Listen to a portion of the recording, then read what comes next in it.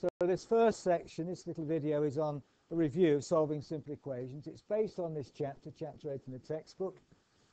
It's got exercises in it. We're going to have a chance to have a go at some of those this morning.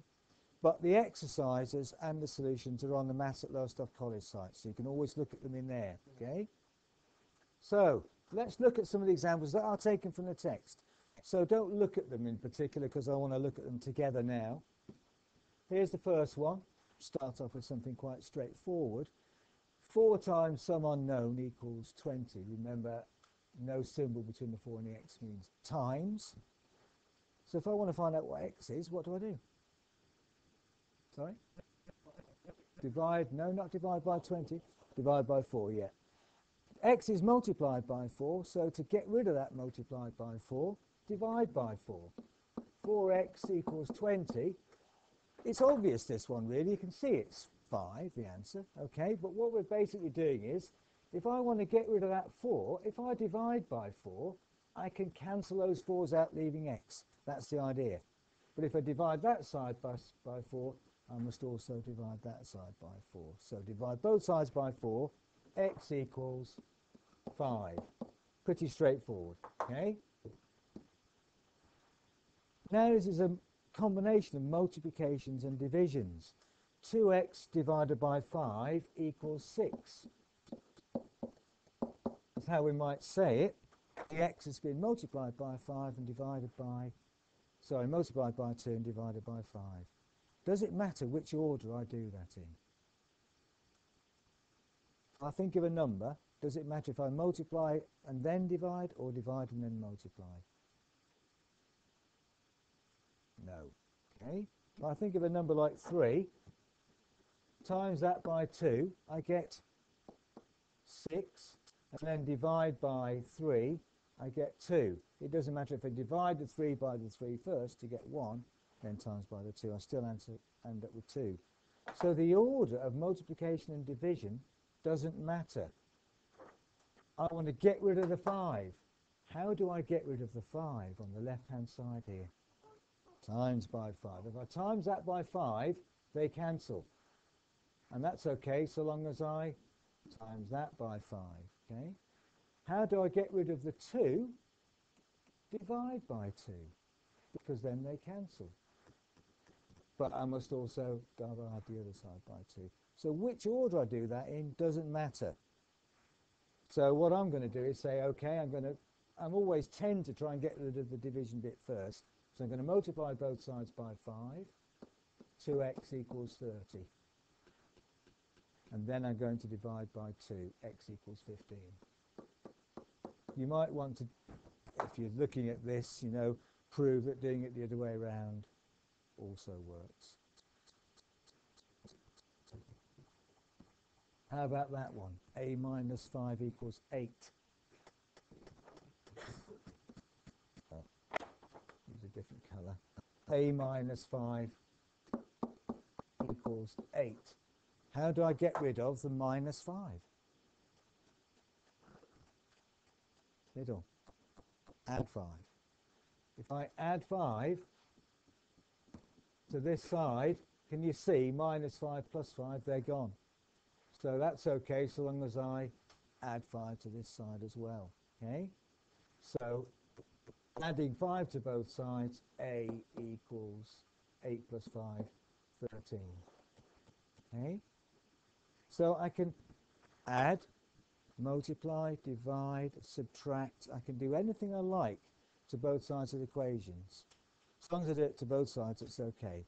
And that involves squaring, square rooting, as we'll see with more complicated equations, and so on, okay? That one. Now we've got a problem where x's appear both sides of the equation. We've got x multiplied by something like 2 or 6. And I've also got things added. So I've got combinations of adds and multiplies. And I've also got x's on both sides. There's a few ways I can approach this.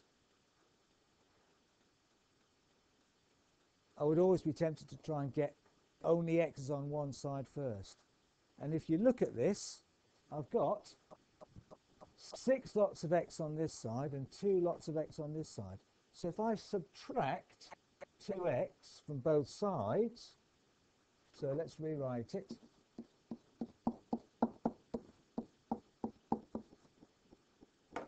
If I subtract 2x from this side, to get rid of this, 2x minus 2x is gone.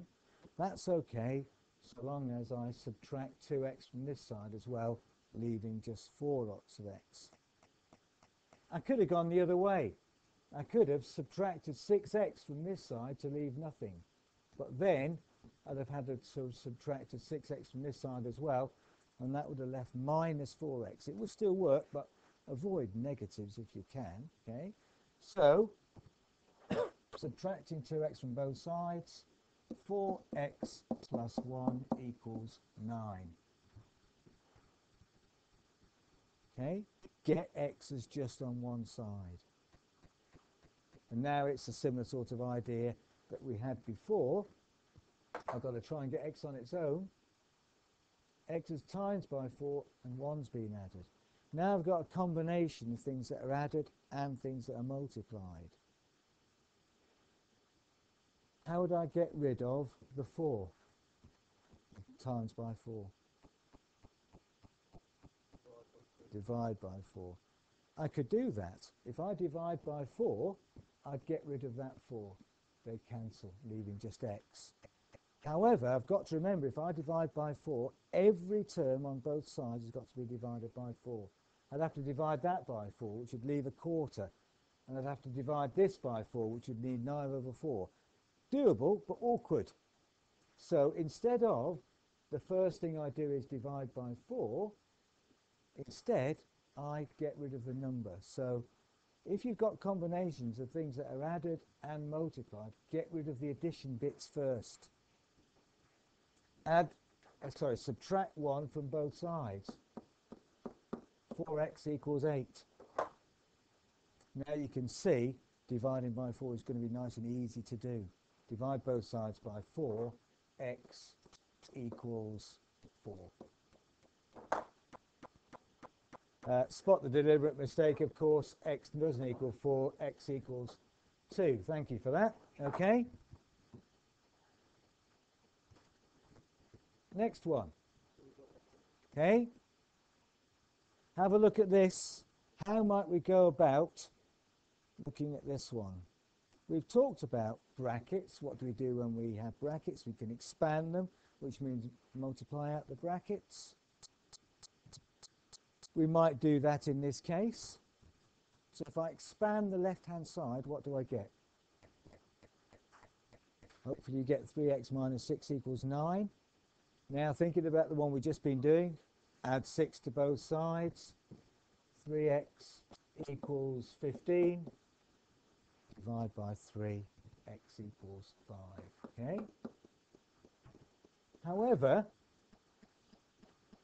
instead of multiplying out the brackets, expanding in other words, I start off again with the original one, 3x minus 2 equals 9.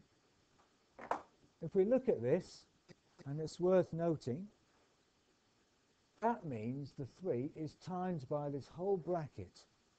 So the whole bracket has been times by 3, so I can divide both sides by 3. So if I did that, I'd have x minus 2 equals 3, dividing by 3. You see that step? Now, all I've got to do is add 2 to both sides, and I end up with x equals 5. Same answer. Easier, okay? But it doesn't matter in a way. So long as you get the right answer, it doesn't matter how you do it. But with practice, you start to see these little quicker ways and shortcuts. What about this one? What might we do with that?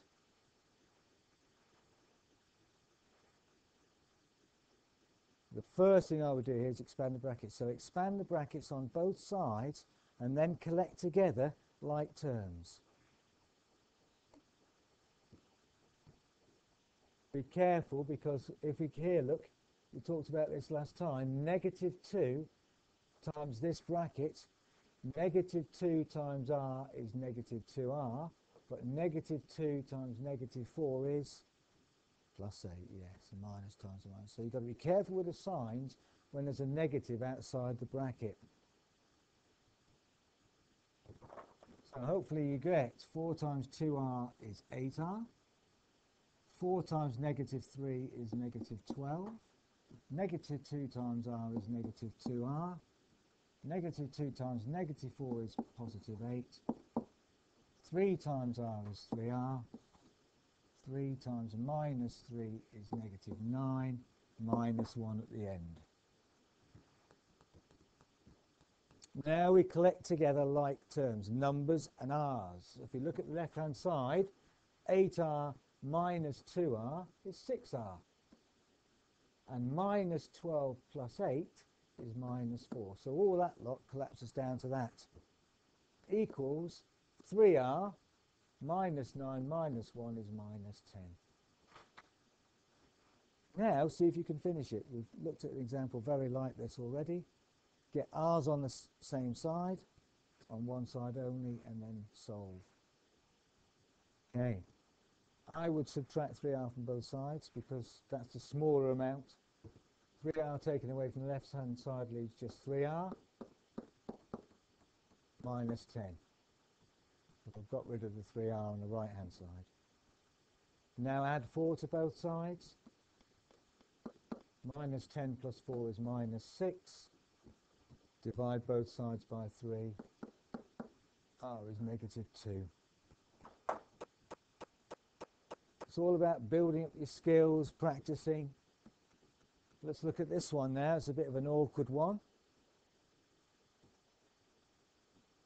So with this problem, we have fractions, these numbers underneath, okay? And the first thing that pops into my mind, if say I've got 2y over 5 in this first term, I want to get rid of that 5 that's underneath. So I'm going to multiply by 5. That means they cancel, okay? Leaving just 2y. If I multiply by 5, well, I must multiply that by 5, I must multiply that by 5, that by 5, and that by 5. Every term must be multiplied by 5. So my next line would be 2y plus 3/4 times 5 plus 5 times 5 equals 1 over 20 times 5 minus 3y over 2 times 5. So I've times everything by 5. And this little intermediate step I possibly wouldn't write because I've got in my mind what's coming next. 2y, this is going to give 15 over 4 plus 25 equals 5 over 20 minus 15y over 2. Just pause and have a look at that. Check you understand where it comes from. I could, by the way, note this. 5/20ths can be reduced to a quarter. Yeah, a quarter. So I could rewrite this as a quarter, and that might help, okay? But it doesn't matter. I can leave it like that. So I've got rid of the 5, look. That was the whole point of that exercise. Quite a long-winded, but I've got rid of the 5. What might I do next? Get rid of the 4, okay? What that means is multiply every term by 4. So that would get rid of this. If I multiply by 4, the 4's cancel. But I must multiply this by 4. I must multiply that by 4, that by 4, and that by 4. Every term's got to be times by 4. So I go through the process again, timesing every term by 4 to get, see if you can write the answer down.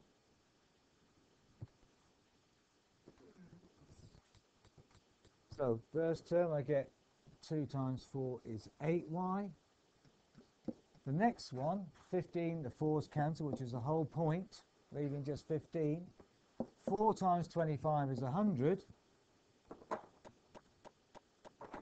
So that's plus 100 equals 5 times 4 is 20. 20 divided by 20 is just 1, so that's just 1. minus 4 15s are 60. 60 divided by 2 is 30. So simplifying down, I can actually get that. And suddenly I've got rid of all the numbers that are underneath, and I've got an equation that I then can go ahead and solve, because I can collect together numbers and then get the y's all on one side and solve it. So see if you can carry on and finish that one off. So collecting like terms, 8y plus 115 equals 1 minus 30y. At this point, I'd add 30y to both sides, because this is negative on the right-hand side. By adding 30y, they cancel. And so then I would have 30 plus 8 is 38y plus 115 equals 1. That's probably the best way to go. And then subtract 115, 38y equals minus 114, dividing both sides by 38. In fact, it goes 3 times negative 3. So let's look at this one again and just look at one or two shortcuts. There's two things I want to mention about this. The first one is, at this point, I could have combined those. If I think of that as quarters, 5 whole numbers is 5 fours are 20 quarters. So that actually makes 23 quarters. So I could write that as 2y over 5 plus 23 quarters equals 1 over 20 minus 3y over 2. I can try and simplify it like that. But the key thing, the key point I wanted to make about this is, and this will be mentioned in the textbook, is that if you look at the numbers that you're dividing by, you can look for a common factor. I wanted to go through it the other way because it always works. If I multiply by one number, that gets rid of that, then multiply by another, that gets rid of that. And it also works with letters, as you'll see in more complex equations. But for these sorts of ones, it's worth looking for a common factor. That means a number that all of these go into, and that's 20. 20, 5 rather, goes into 20, so does 4, and so on. So I could actually just multiply every term by 20, and that would have get rid of all of these denominators.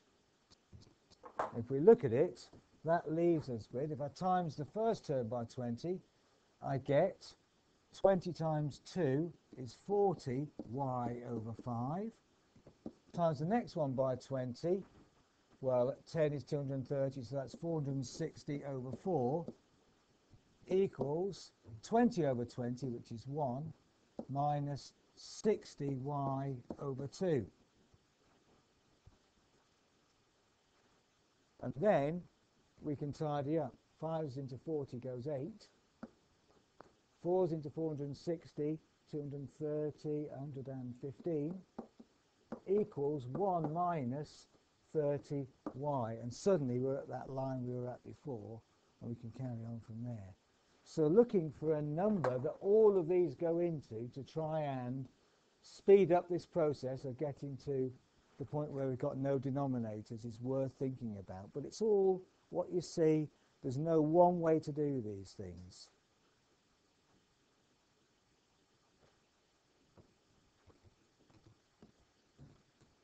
And that brings me to the final example I want to have a look at before I let you have a go at some yourself. Okay? Just write this one down and we'll have a look at it. So for this example, we bear in mind that this expression underneath t minus 2 is a number. If I knew what t was, subtract 2 from it, I'd know what that number was. It's a number. At the end of the day, this is a number, and so is this. If I knew what t was, I could work it out. So thinking back to the previous one we just looked at, I can divide, if I'm dividing by a number, I can multiply by it to get rid of it. So in other words, think of this as a whole expression. So you can either put it in a bracket or think of it as being in a bracket. If I want to get rid of this, t minus 2, I multiply by t minus 2, and then they cancel. But I've got to remember, if I do that, to times this side by t minus 2.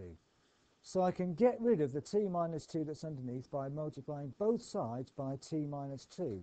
And I get 3 equals 4 over 3t plus 4 times t minus 2.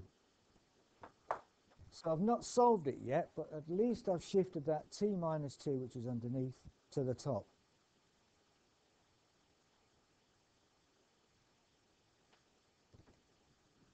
Oops, wrong one. So now, to get rid of the 3t plus 4, which was on the bottom, multiply both sides by that. If I multiply by 3t plus 4, that cancels with that. But again, I've got to times the other side by 3t plus 4. So I end up with 3 times 3t plus 4 equals 4 times t minus 2.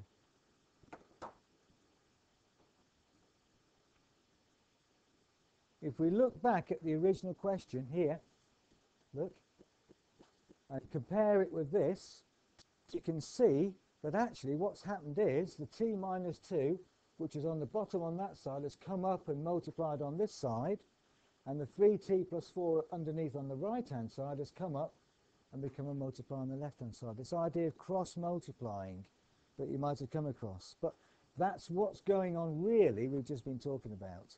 Because you've got to be aware that little trick of just shifting that up there and that up there works in this case because there's only one term on either side. So if there's more than one term, this little method doesn't work. So beware of always using it. But I can quickly end up, if I recognize that, with this. Now, if I want to try and go ahead and solve this, what am I going to do? Yeah, multiply out the brackets, collect like terms, and solve. So would you like to carry on and try and finish that?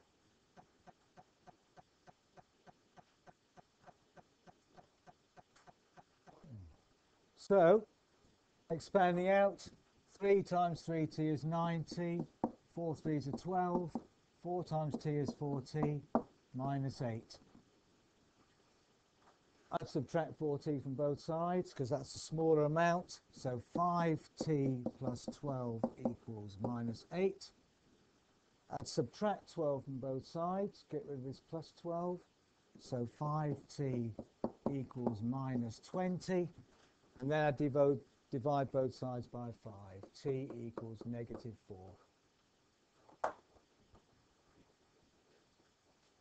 So these exercises are in the textbook. It's more straightforward ones at the start here, exercise 31.